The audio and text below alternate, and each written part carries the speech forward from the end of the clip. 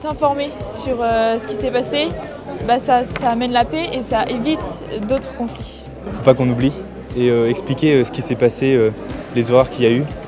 Je pense que ça permet de faire comprendre aux gens que la guerre, c'est pas forcément ce qui résout. C'est pas ce qui résout tout, quoi. L'idée aussi de ce forum, c'est de raviver l'idéalisme qui est en nous, qui a tendance à être malmené par l'ambiance très anxiogène véhiculée par les médias et qui fait qu'on aurait plutôt tendance à abaisser les bras en se disant tout est foutu. Alors qu'en fait, l'état du monde n'est pas simple, mais on peut véritablement amener du progrès. Donc c'est aussi ça qui était très important. Je viens d'un pays qui est en conflit armé. Et du coup, ce forum qui représente la paix, ça m'a donné beaucoup d'espoir. Ce forum fait du bien parce qu'il y a un échange et un partage autour de quelque chose qui finalement est crucial pour l'avenir de l'humanité. On en ressort avec le sentiment que la paix c'est fragile, il faut en parler tous les jours, il faut la défendre et l'expliquer dans son entourage. C'est bien, ça permet de survoler le problème, de lancer des pistes de réflexion. Des idées neuves, parce que confronter les idées c'est toujours meilleur que de penser tout seul.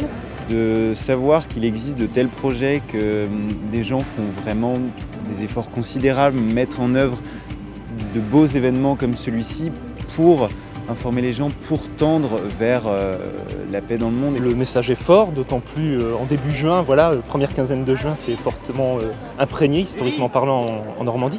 Il y a beaucoup de villes en Normandie qui ont été touchées aussi par la guerre et tout ça, donc ici on se souvient, tout le monde sait ce qui s'est passé et beaucoup de familles ont été touchées, donc c'est normal.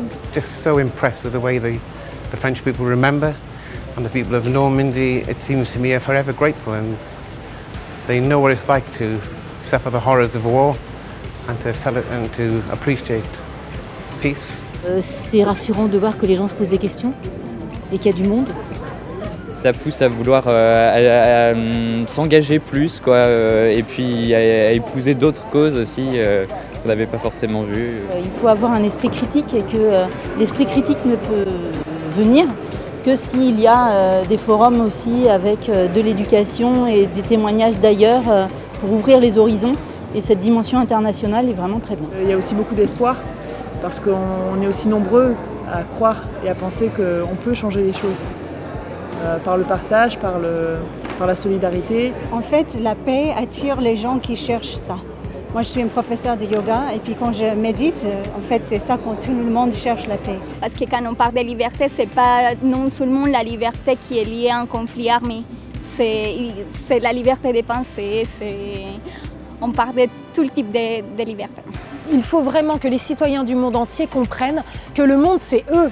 Et que donc s'ils rêvent d'un monde meilleur, c'est à eux de s'y mettre, c'est à eux d'agir. Et donc c'est comment on va mobiliser les citoyens du monde entier pour qu'ils fassent leur part et qu'ainsi on puisse complètement faire basculer la donne.